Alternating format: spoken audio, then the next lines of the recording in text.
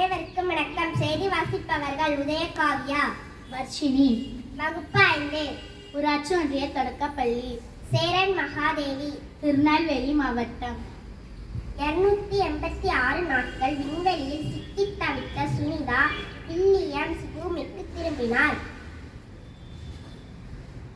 Florida கடல் பகுதியில் விண்கலம் பத்திரமாக இறங்கியது.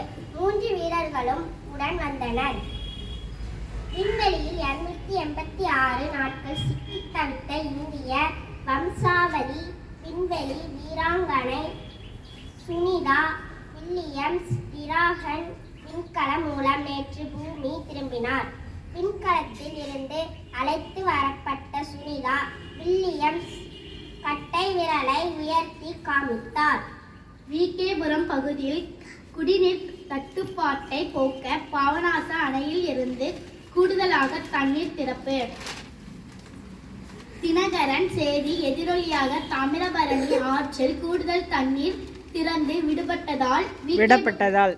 விடப்பட்டதால் விகேபுரம் பகுதியில் உள்ள உரை கிணறுகளுக்கு தண்ணீர் வரத்து உள்ளது. விருந்து படைக்க தயாராகும் IPL தோனிக்காக காத்திருக்கும் முத்தான 3 சாதனைகள். 23 சென்னை மும்பை மோதல். திருச்செந்தூர் முருகன் கோயிலில் வெண்மை நிறம் பூசப்பட்டு வேலுடன் கம்பீரமாக காட்சியளிக்கும் ராஜகோபுரம். திருச்செந்தூர் சுப்பிரமணிய சுவாமி கோயில் ராஜகோபுரத்தில் புதிய வேல் பொருத்தப்பட்டும் வெண்மை நிறம் பூசப்பட்டும் கம்பீரமாக காட்சியளிக்கிறது. நன்றி.